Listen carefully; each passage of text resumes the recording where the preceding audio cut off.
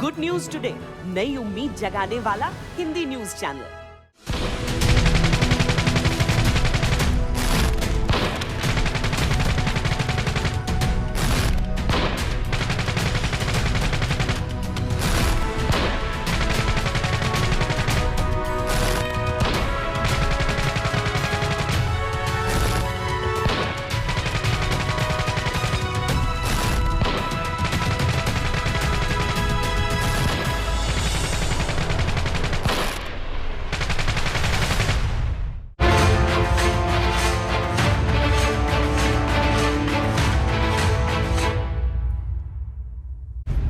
नमस्कार, आप देख रहे हैं आज तक। मैं हूं श्वेता सिंह। अफगानिस्तान की सरहदों से आखिरी अमेरिकी विमान जब उड़ा तो हवा हो गई सुपर पावर होने की हनक में। 20 साल की प्लानिंग, आतंक के खिलाफ युद्ध की वो बड़ी बड़ी बातें, कई अरब डॉलर का खर्चा, दुनिया को आतंक मुक्त बनाने का भरोसा, सब एक झटके में खत्म हो गया जब सुपर पावर अमेरिका ने फैसला कर लिया कि अब अफगानिस्तान से उसको बचकर निकलना है।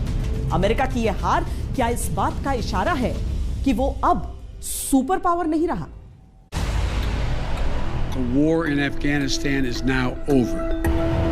I believe this is the right decision, a wise decision, and the best decision for America. दुनिया की सबसे बड़ी परमाणु शक्ति वाले देश ने कंधों पर रॉकेट लॉन्चर लिए आतंकियों के सामने झुकना मंजूर क्यों कर लिया?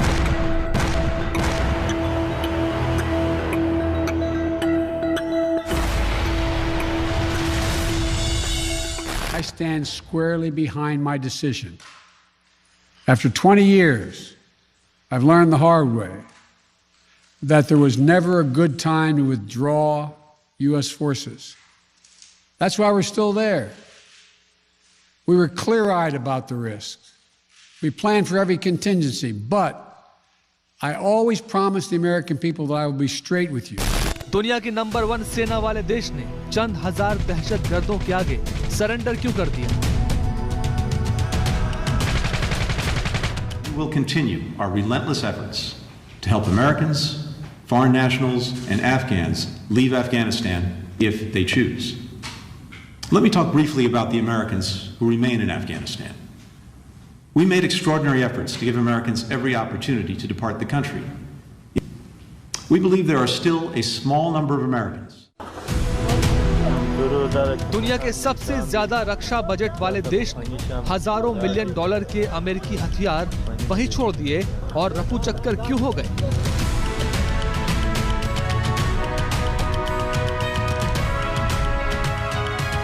तालिबान के पास आधुनिक हथियार नहीं थे। अब उसके पास अमेरिका की छोड़े गए हथियारों की विरासत उसको फ्री मिल गई है। अब तालिबान का मनोबल में जरूर इजाफा होगा, उसकी ताकत में इजाफा होगा। दुनिया के सबसे ज्यादा विकसित देश ने गुफाओं में रहने वाले कबायलियों के सामने हथियार क्यों डाल दिए?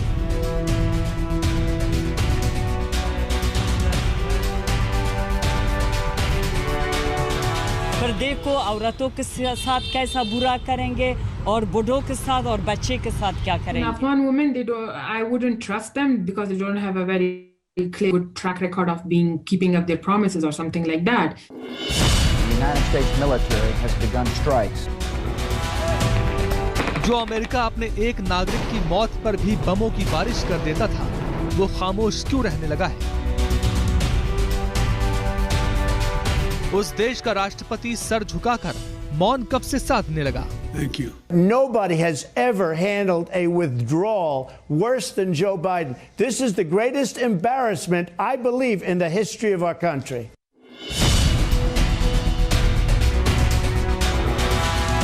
जिनसे 20 साल से लड़ रहे थे, उन्हीं के हाथों में बागडोर थमा कर निकले।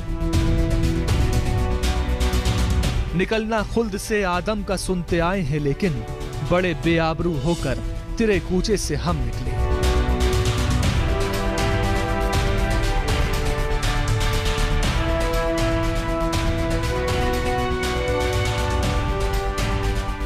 देखो, अमेरिका तब भागता कई जगह से, उनका पूरा इंटरेस्ट ये है कि जहां पैसा बनता है या देश सुरक्षित रहता है, उसके दो ही कारण रहते हैं।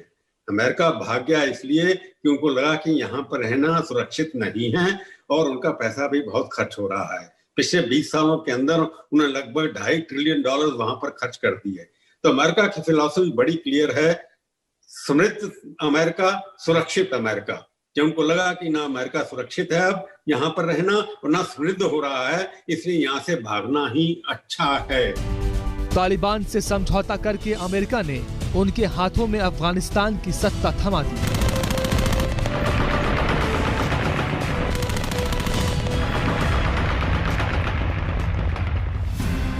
अमेरिका के अफगानिस्तान छोड़ने के फैसले पर कई सवाल उठते हैं। क्या 20 साल पहले अमेरिका का अफगानिस्तान आना गलत था? क्या आतंक के खिलाफ अमेरिकी जंग गलत थी? क्या दौर अमेरिका खत्म हो गया है? क्या दुनिया का पावर बैलेंस बिगड़ चुका है? क्या सुपर पावर होने का रुतबा अब अमेरिका के पास से छिन चुका है? पहले बनाया, फिर तबाह किया और फिर सियासत में ले आए। फैसले कब गलत थे, कब सही? आज हम आपको बताएंगे वो इनसाइड स्टोरी कि क्यों अमेरिका अफगानिस्तान में एक बड़ी और लंबी जंग हार गया और क्यों अमेरिका आखिर पिछले 70 सालों से लगभग हर जंग हार रहा है। जैसे ही अमेरिका के 4 C-17 विमानों ने काबुल एयरपोर्ट से उड़ान भरी, तालिबान ने एयरपोर्ट को अपने कब्जे में ले लिया। काबुल शहर पूरी रात तालिबान की खुशी में की गई गोलीबारी से गूंजता रहा, लेकिन इस आवाज में तालिबानी खुशी से ज्यादा अमेरिकी हार की सिसकियां हैं। अपनी इस हार की स्क्रिप्ट अमेरिका ने खुद अपने हाथों से लिखी। War in Afghanistan is now over.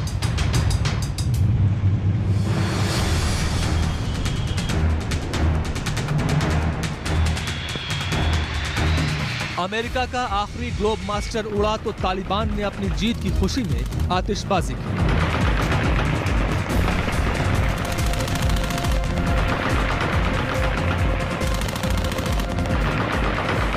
लेकिन इस जीत में तालिबान की ताकत से ज्यादा अमेरिका की कमजोरी का हाथ है।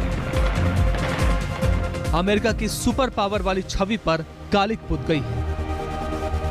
अफगानिस्तान की सिचुएशन बहुत खराब होने वाली है, क्योंकि इस्लामिक स्टेट एक बहुत ही कहते हैं कि एक प्रकार से बहुत जमड़ा हुआ है और वो अल-कायदा के साथ मिलकर तालिबान को चैलेंज करेगा।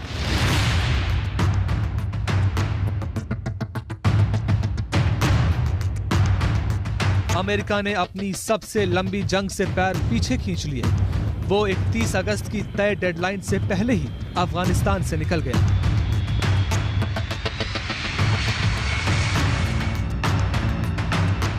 अफगानिस्तान से लौटते अपने आखिरी सैनिक की ये तस्वीर खुद अमेरिका ने जारी की है, जो असल में उसकी हार को बयान कर रही है।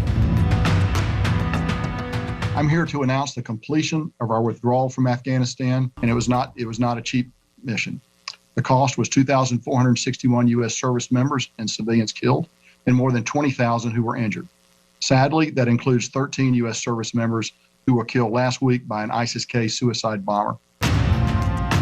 जिस ओसामा बिन लादेन को अमेरिका ने मार गिराया, अगर उसी के पूर्व सुरक्षा प्रमुख को ग्रैंड वेलकम मिले तो ये अमेरिका की हार के सिवा और कुछ नहीं है। ओसामा बिन लादेन का पूर्व सुरक्षा प्रमुख अमीनुल हक अफगानिस्तान लौट आया और तालिबान का गेस्ट बन गया। जो हक्कानी नेटवर्क अमेरिकी दौर में अफगानिस्तान के अंदर कई आत्मघाती हमलों का जिम्मेदार रह चुका है, वही अगर काबुल की सुरक्षा की जिम्मेदारी उठा ले तो इससे बड़ी हार अमेरिका के लिए कुछ नहीं। अफगानिस्तान के आम लोगों की जिंदगी अगर आज खतरे में है तो इसमें सुपर पावर अमेरिका की बड़ी भूमिका है।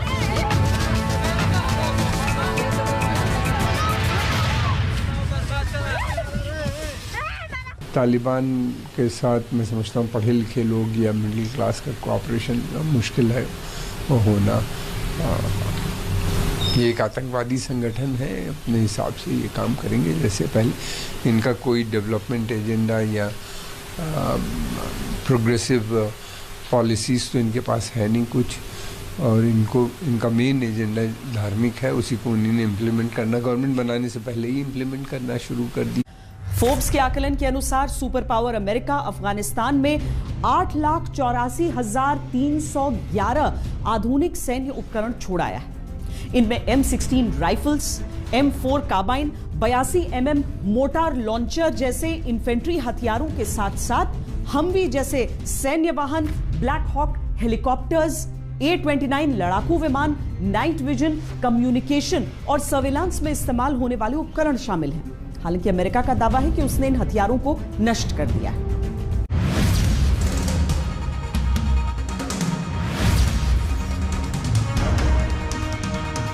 फोर्ब्स ने यह आंकड़ा अमेरिकी रक्षा विभाग पेंटागन के डिपार्टमेंट लॉजिस्टिक्स एजेंसी के डेटाबेस से इकट्ठा किया है।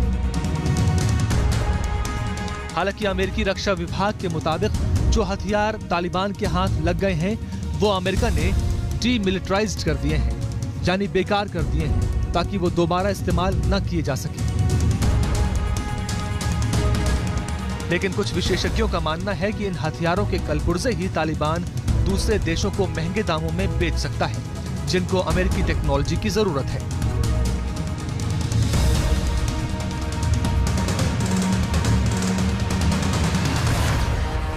मुझे लगता है कि जो भी हथियार छोड़े गए हैं वो अमेरिका के खिलाफ तो युद्ध होंगे नहीं, जो अमेरिका वहां से 10,000 मील दूर बैठा हुआ है, तो अगर युद्ध भी होंगे तो आपस में जो कबीले हैं या तो उनके खिलाफ होंगे, या हो सकता है कि आसपास के दुश्मन लोग जो हैं उनके खिलाफ युद्ध होंगे, या अपनी जनता के खिलाफ होंगे। तालिबान के लोग उन हथियारों को कहां यूज करेंगे, ये देखने वाली बात है।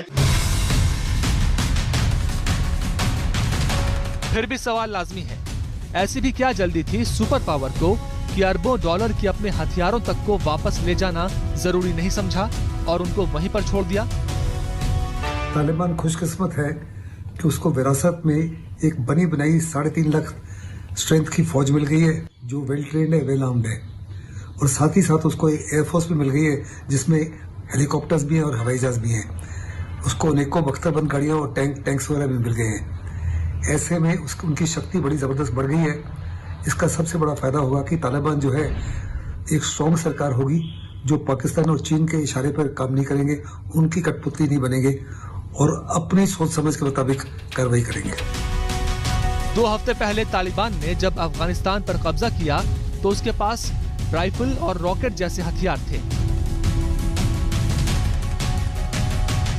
लेकिन अब तालिबान के पास फाइटर प्लेन और चॉपर भी हैं। जो मुजाहिदीन 1989 में रूस की सेना की वापसी के बाद उनकी AK-47 और T-55 टैंकों पर सवार बख्तरबंद गाड़ी हमवी पर अमेरिकी M16 राइफल लहराते नजर आते हैं। ये वो हथियार हैं जो अमेरिका ने अफगान सेना को दिए थे तालिबान के खिलाफ वॉर ऑन टेरर छेड़ने के लिए।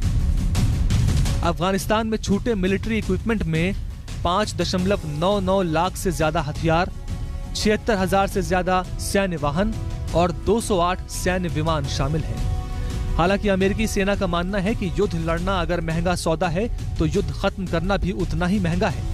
हथियार अफगानिस्तान में छोड़ने की वजह यह है कि उनको वापस ले जाने का खर्च बहुत ज्यादा है।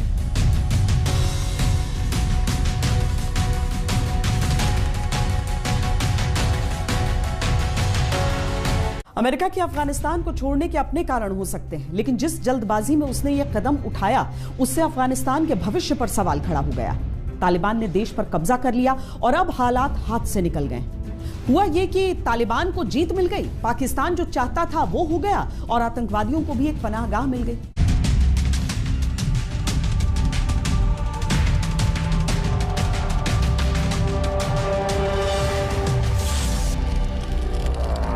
It's time for American troops to come home.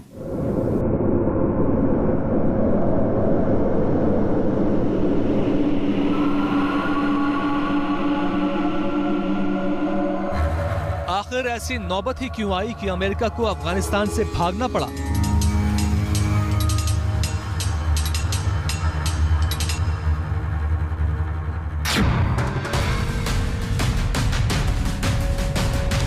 Today, at my direction, the United States launched a targeted operation against that compound in Abbottabad, Pakistan. A small team of Americans carried out the operation with extraordinary courage and capability. They killed Osama bin Laden and took custody of his body. Osama bin Laden के मारे जाने के बाद America में कई Democrats थे जो ये मान रहे थे कि आतंक के खिलाफ लड़ाई खत्म हो चुकी है और अमेरिका को अफगानिस्तान से सेना वापस बुला लेनी चाहिए।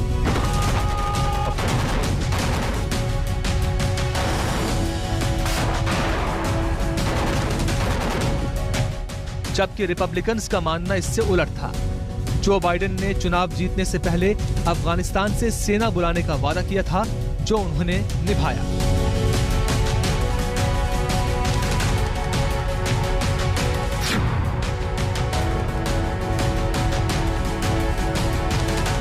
एशिया पैसिफिक क्षेत्र में चीन के बढ़ते कद को अनदेखा करना अमेरिका के लिए मुश्किल हो रहा था। चीन को रोकना अमेरिका के लिए मुश्किल था क्योंकि उसने सारी ताकत अफगानिस्तान में लगा रखी थी। इसलिए उसने अफगानिस्तान से निकलने का फैसला किया।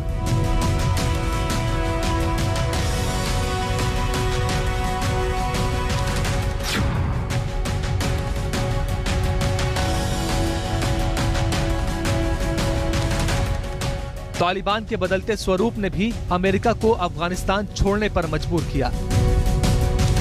तालिबान 2.0 अपने ऊपर से आतंकी टैग को खत्म करना चाहता है और मेन स्ट्रीम राजनीति में आना चाहता है ताकि दूसरे देश उसको मान्यता दे सकें। पहले तालिबान को सिर्फ पाकिस्तान का ही समर्थन हासिल था। इस बार चीन और रूस जैसे देश तालिबान को मान्यता दे चुके हैं। पुराना तालिबान सिर्फ आतंक के लिए जाना जाता था, नया वाला अब ड्रग्स और दूसरे जरिए से व्यापार में आना चाहता है। जानकार मानते हैं कि अमेरिका वियतनाम जैसे हालात नहीं बनाना चाह रहा था, इसलिए उसने अफगानिस्तान को छोड़ना ही बेहतर समझा। अमेरिका की फिलॉसफी बड़ी क्लियर है, समृद्ध अमेरिका, सुरक्षित अमेरिका। जब उनको लगा कि ना अमेरिका सुरक्षित है अब यहाँ पर रहना और ना समृद्ध हो रहा है, इसलिए यहाँ से भागना ही अच्छा है। तो इसलिए उन्होंने वहां पर छोड़ दिया सब कुछ कि आपस में लड़ते रहिए। पहले उनके लिए वहां पर अफगानिस्तान के अंदर अलकायदा के रोक रहते थे, वहां से खतरा बना रहता था, इसलिए वहां पर उन्होंने कब्जा किया और अपने देश को सुरक्षित किया। उनके लिए अमेरिका इज फर्स्ट की पॉलिसी हर आदमी फॉलो करता है, इसलिए वहां से छोड़ करके भाग गए कि उनका पर्पस सर्व हो गया। कि पॉलिसी ये ट्रंप ने बनाई थी, इंप्लीमेंट बाइडेन ने की है।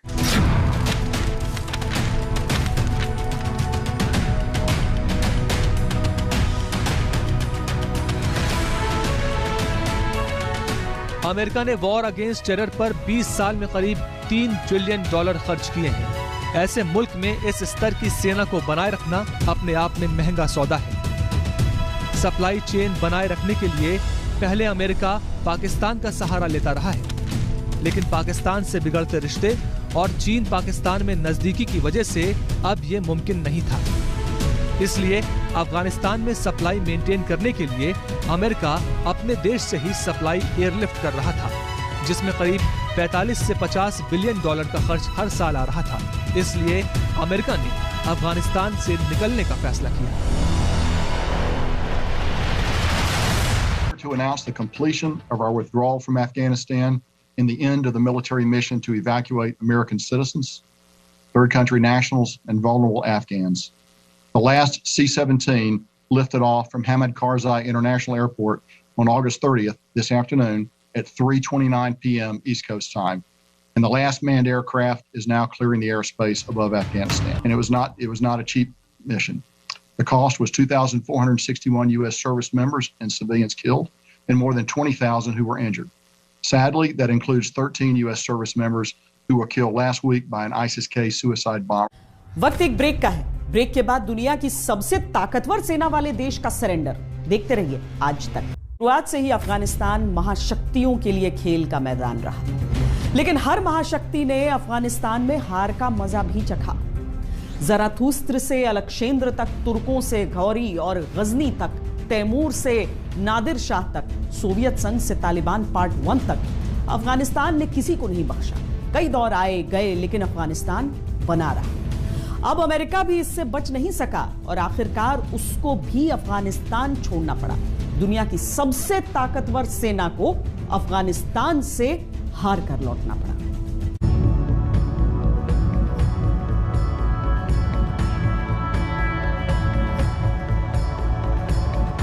दुनिया की सबसे शक्तिशाली और एडवांस्ड कही जाने वाली सेना यूएस आर्मी। रक्षा बजट ऐसा कि कई थर्ड वर्ल्ड देशों का पूरा बजट उसके बराबर नहीं है।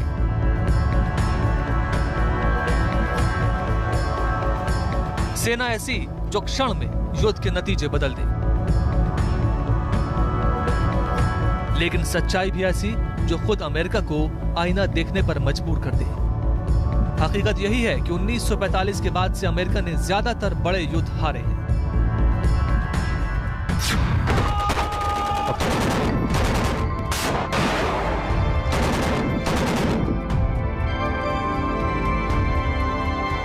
अफगानिस्तान में जो कुछ हो रहा है वो दुनिया देख रही है कि जब सबसे शक्तिशाली देश मूक दर्शक बनते हैं तो वो कैसे दिखते हैं। दुनिया देख रही है कि महाशक्ति की महाशिकस्त कैसे होती है।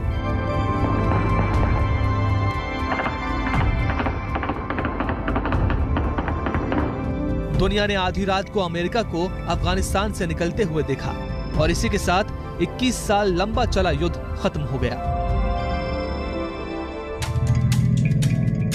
संसार की सबसे बड़ी सेना, जिसका सालाना रक्षा बजट 601 बिलियन US डॉलर है, जिसकी सैनिकों की संख्या 14 लाख है, जिसके पास 8,848 टैंक हैं, 13,892 एयरक्राफ्ट हैं, 72 पनडुब्बियां हैं, 6,185 परमाणु बम हैं, वो कुछ हजार तालिबानी आतंकियों से कैसे हार गए? जंगों के मामलों में अमेरिका का नाम जरूर बड़ा है, लेकिन रिकॉर्ड कमजोर है। 1945 के बाद अमेरिका कोरिया, वियतनाम, खाड़ी, इराक और अफगानिस्तान में बड़े युद्ध लड़ चुका है। इनमें से 4 लड़ाइयों में अमेरिका की हार हुई है।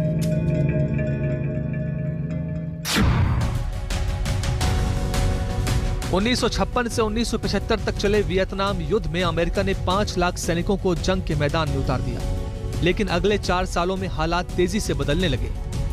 वियतनाम की सेना ने गुरिल्ला युद्ध की रणनीति अपनाई और अमेरिका को मुंह तोड़ जवाब दिया।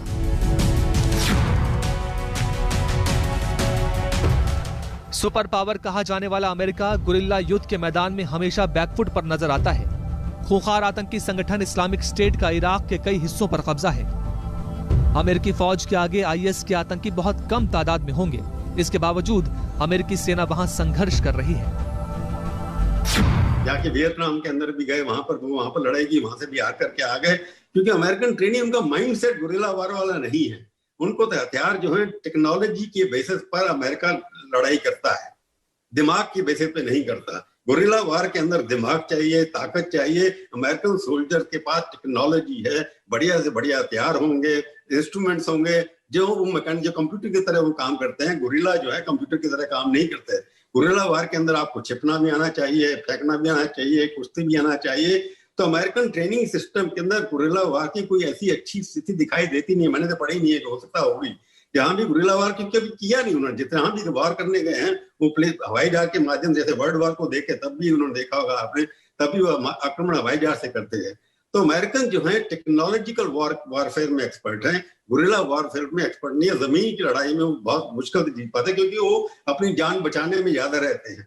सबसे ज्यादा अस्त्र वस्त्र उन्होंने पहन रखे होते हैं।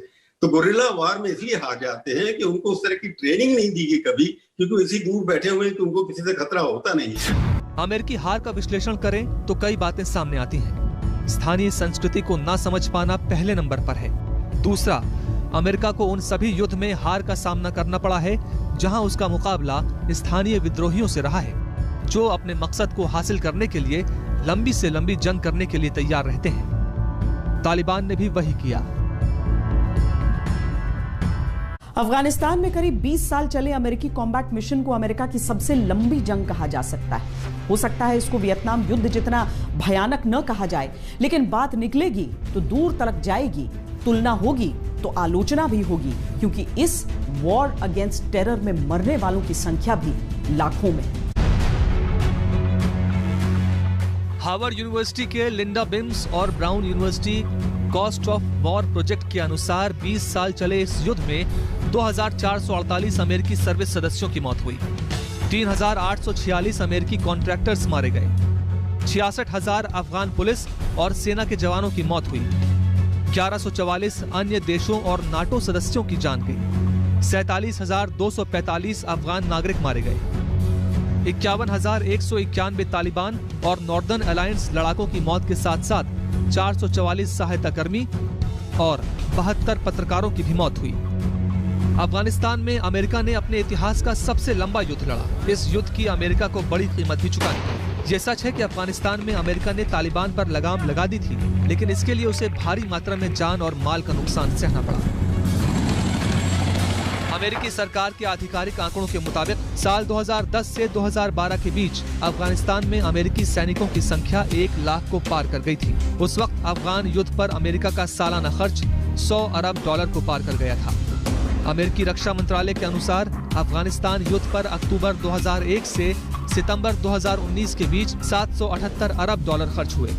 इसके अलावा अमेरिकी विदेश मंत्रालय ने US agency for international development के जरिए अफगानिस्तान में विकास परियोजनाओं पर $44 अरब खर्च किए। यानी 2001 से 2019 के बीच अमेरिका ने अफगानिस्तान में कुल $822 अरब खर्च किए।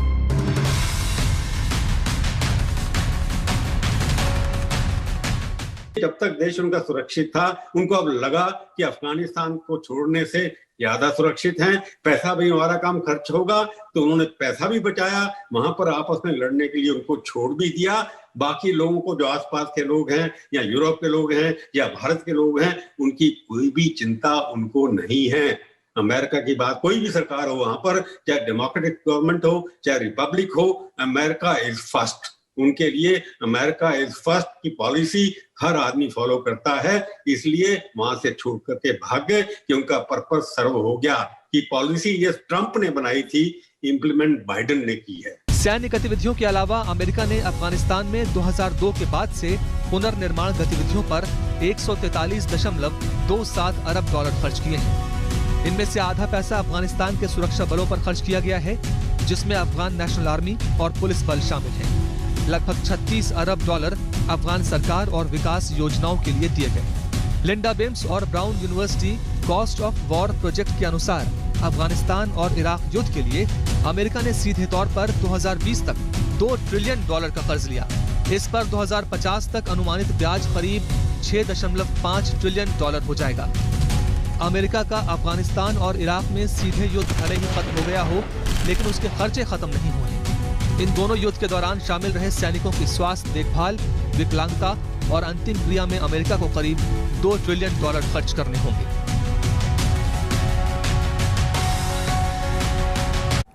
वर्ल्ड ऑर्डर बदल चुका है, बैलेंस ऑफ पावर बदल चुका है। वर्चस्व की लड़ाई में किसका पलड़ा भारी है, अब बहस इस बात की होगी। दुनिया में नंबर 1 कौन है, अब सवाल ये उठ रहा है। ये सवाल इसलिए क्योंकि अब चीन ने अमेरिका को तालिबान के पक्ष में नसीहत दे डाली है। 20 साल पहले अमेरिका भले ही अलकायदा के खात्मे के लिए अफगानिस्तान आया हो, लेकिन ये बात किसी से छिपी नहीं है कि उसका असल मकसद सेंट्रल एशिया में चीन और रूस के दखल पर लगाम लगाना था। लेकिन वो अपने मकसद में नाकाम रहा। चीन और रूस पाकिस्तान के साथ मिलकर अफगानिस्तान में पैठ बढ़ाने के लिए तालिबान के साथ हो गए, जिसका सीधा फायदा चीन की दखल की शक्ल में जल्द देखने को भी मिल सकता है। तो आपको लगता है कि चाइना भी चुप करके बैठा है, रशिया जो वहां पर ज्यादा एक्टिव हो रहा है कि तालिबान ने, जब वहां के लोगों ने रशिया को भी हराया, पहले रशिया भी छोड़ के भाग गए थे वहां से, उसके बाद अमेरिकन आए, तो इसलिए वो दोनों वहां से भाग के तब चले गए जब उनको लगा कि उनका वहां स्ट्रेटेजिक इंटरेस्ट नहीं है अफगानिस्तान के अंदर।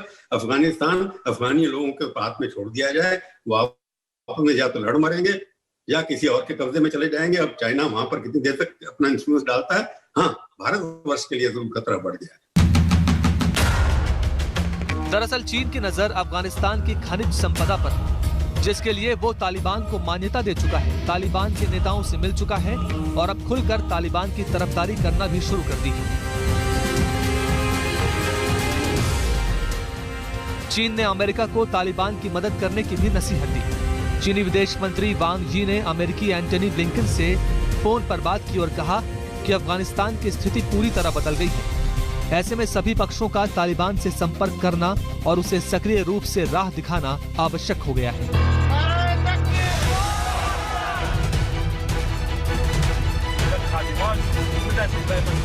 चीन यही नहीं रुका और उसने अमेरिका को आतंकवाद और हिंसा से लड़ने में अफगानिस्तान की मदद करने के लिए कदम उठाने की भी नसीहत दे डाली। लेकिन जो तालिबान ही दुनिया में आतंक का पर्याय रहा हो, उस पर चीन की तरफ से एक भी शब्द नहीं कहा गया।